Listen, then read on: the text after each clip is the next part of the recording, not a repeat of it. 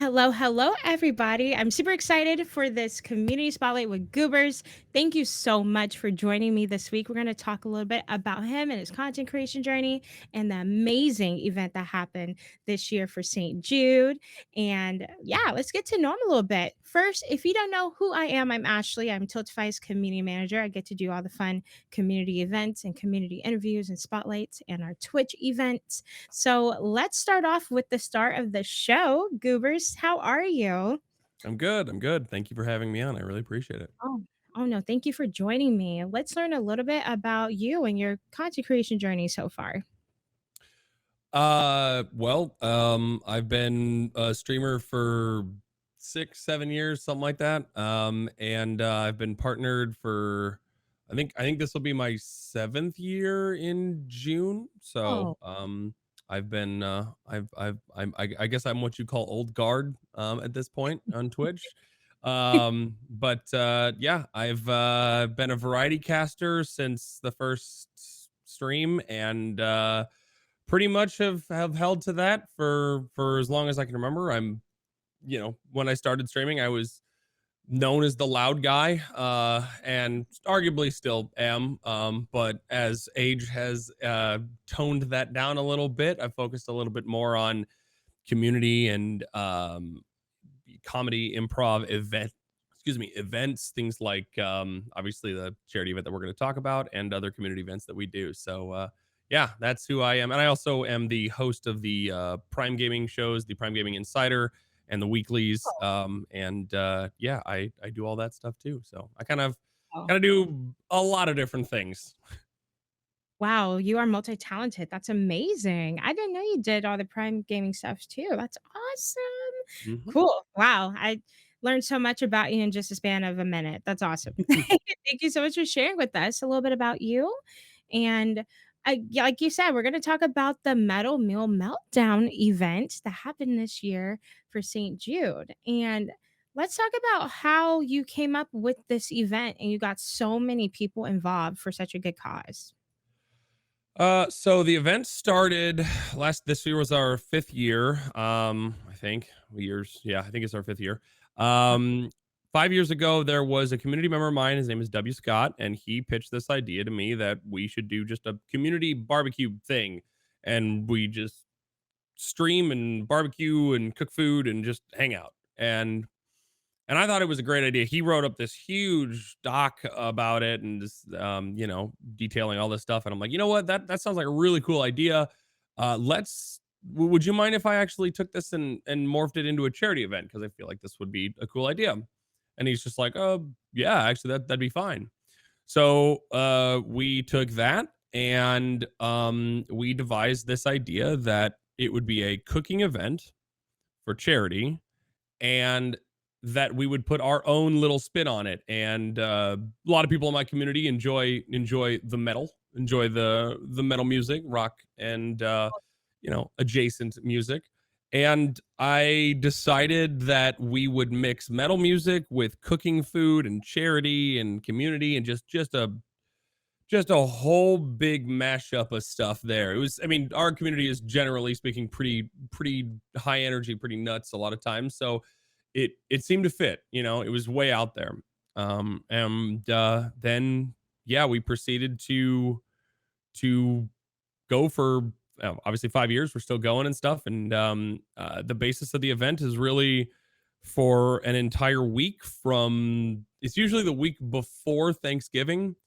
We start streaming on a Saturday, and the goal is that we have somebody always streaming until the end of the following Saturday. So it starts at like 5 p.m. on a Saturday Pacific time, and then it ends 10 p.m. on the next Saturday. So it's 7, 8 days or so. And then we host and raid into each other and keep that momentum going and stuff. So yeah. My gosh, that's amazing. And over $100,000 raised. How do you feel about that? Something It that was you needed, you know? Yeah, it was great. It was I mean, it's a huge milestone. Frankly, was not expecting it. I We always do this. Like, I absolutely love my community, and I love the all the other communities that join in as well. because it was, our first year raised something like 16, 17,000. Second year was like in the 30s, mid 30s. Third year was in the mid 40s. Then 2020, which we set the bar really low because we didn't know what to expect, because obviously 2020, we set the goal at like 30,000 or something. We ended up raising 70,000. And then our fifth year, we set the bar at 50,000 because again, we still really didn't know. Things are crazy, and we ended up pushing past 100,000 raised in 1 year for our uh yeah for our campaign, which is amazing and awesome. And I think we passed 200 and basically a quarter million raised total for St. Jude over the course of 5 years. So yeah, it's great. Wow. Feel great. That's amazing, and I love that you got so many people involved. I love when I see people come together for such a good cause. That is absolutely beautiful, and thank you for sharing a little background from the last 5 years of how Mhm, this event has been going. And you said it's Metal Meal Meltdown. Now, mhm. metal meals, what are metal meals? Because 'Cause Hmm. I'm curious on what people have created, you know? Well, that is fairly up to interpretation. Safety is a big thing, so we've had to say no to some things. Like we have somebody who is a professional fire dancer, and she was involved in all of in doing that and stuff like that. It's not the meals, but you know what I mean.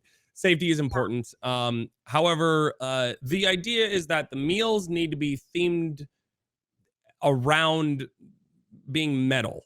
And you can Mm, take that word how you will. I've actually had people cook bismuth on your stove, which you can do. Um, mm. I Please don't just go and do that. Make sure you look it up. But it is a soft metal that you can melt and form. I actually somewhere here they sent me the fork that they picked up the bismuth on, and it crystallized and formed on it. It was really cool. So they've cooked that. I had people they have a little forge at home that they smelted some actual metal, but for the majority of it, it's actual food. 1 year I cooked a instead of chicken pot pie, I cooked chicken heart pot pie, which was actually really good. As long as you take care and prep the hearts and do all that right. That was really good. I've had, I had somebody make a good friend of mine, two friends of mine, Overboard Gaming, made a burger with like, I don't know, it was like 20 patties on there, and a giant bun, and it was crazy. People go all out. They do all sorts of crazy stuff. It's basically who can make the craziest, most metal themed meal. And sometimes it's not like large or huge scale. Sometimes it's like really clever, really smart, creative ways to get some kind of metal themes going on in their food and stuff. So I've really enjoyed what people have come up with, and every year we get new asks. I can't. We've got a really cool one brewing right now that I can't tell you about, but it involves a college in on the East Coast. That's all I can say. Oh, okay. Well, I'm ready and I'm prepared for what's to come. That's for sure. Wow, that's amazing. That sounds like so much fun because I've been wanting to do a cooking stream for so long and Mhm, making it themed towards a particular theme. So I love that. Oh my gosh. Okay, cool. I can't wait for this year so I can actually tune in to what everyone's doing on their mhm. streams.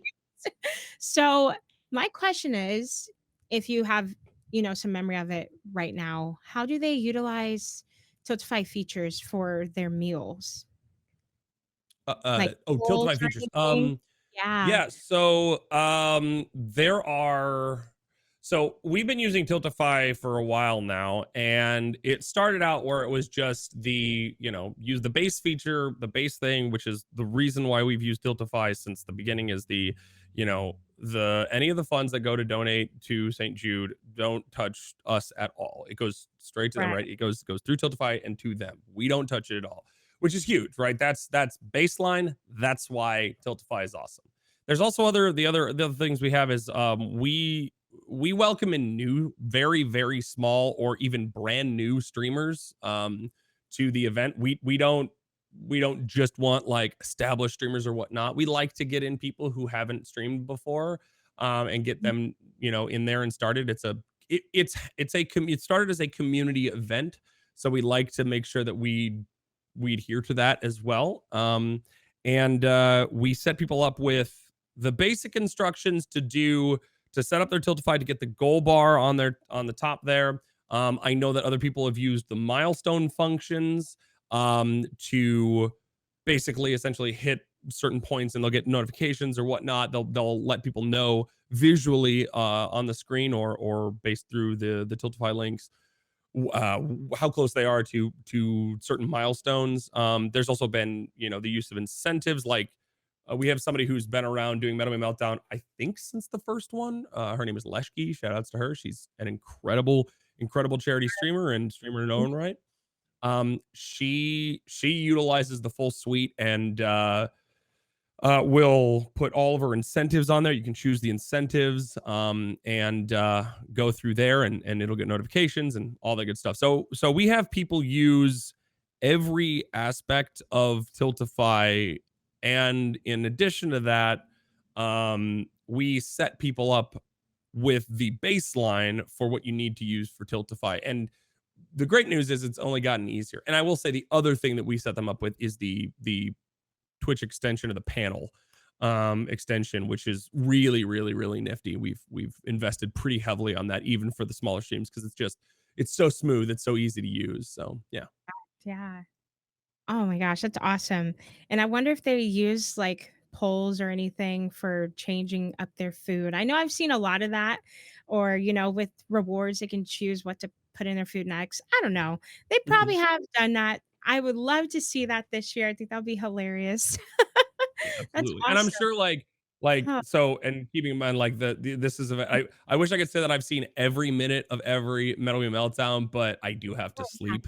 And so a lot of times during that, like I'm gonna miss some stuff. So if anybody does it in the graveyard shift or whatnot, shout mhm. outs to all of our Australian and New Zealand friends out there who are keeping us afloat in the graveyard shift.